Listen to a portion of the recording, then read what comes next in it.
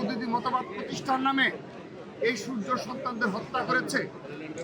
আজকের দিনে তারা এই দেশে রাজনীতি করে চলছে বললেই নয়।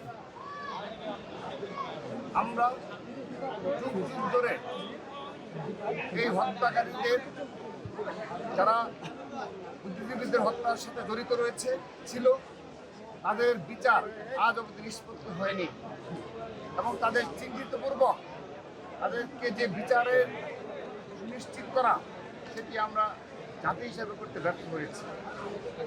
এটি জাতির জন্য ঐতিহাসিক এক লজ্জাজনক ঘটনা এবং সেই সাথে তাদের আত্মাও শান্তি পায় না, যে কারণে তারা পুরো সময়টা, স্বাধীনতা সংগ্রামের পুরো সময়টা যারা এই দেশের জন্যে তাদের জীবনের সবটুকু সময় ব্যয় করেছে জীবনের ঝুঁকি নিয়ে, কিন্তু বিজয়ের ঠিক পূর্ব মুহূর্তে এই দেশেরই রাজাকার আলবদর শামসের প্রত্যক্ষ সম্পৃক্ততায় পাকিস্তানি বাহিনী এই সূর্য সন্তানদের হত্যা করেছে।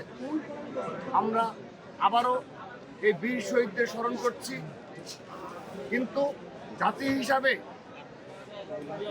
আমরা সত্যিকার অর্থে ঐতিহাসিকভাবেই লজ্জিত রয়েছে। এই কারণেই শুধুমাত্র তাদের এই ঘাতকদের বিচার সুনিশ্চিত করতে পারেনি, শুধু সেই কারণেই নয়, যারা এর সাথে জড়িত, ইসলামের নামে যারা এই দেশে এ ধরনের হত্যাকাণ্ড সংগঠিত করেছে, যারা তাদের এই মৌদুদি মতবাদ প্রতিষ্ঠার নামে এই সূর্য সন্তানদের হত্যা করেছে, আজকের দিনে তারা এই দেশে রাজনীতি করে চলছে।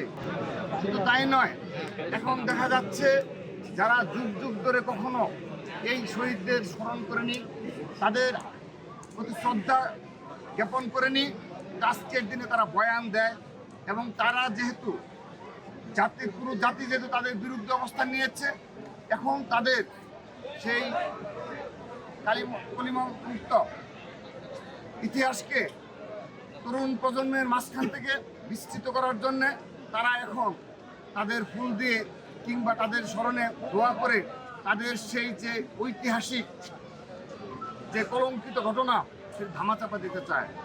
আমরা মনে করি এ ধরনের মুনাফিকি রাজনীতি চলমান রয়েছে। এটি বীর শহীদদের সবচেয়ে কষ্টের জায়গা, বিশেষ করে তাদের পরিবারের সবচেয়ে কষ্টের জায়গা হলো যে তারা সুবিচার পায়নি, কিন্তু সেই সাথে যারা ঘাতক, সেই ঘাতকদের বক্তব্য আজকে তাদের শুনতে হয়।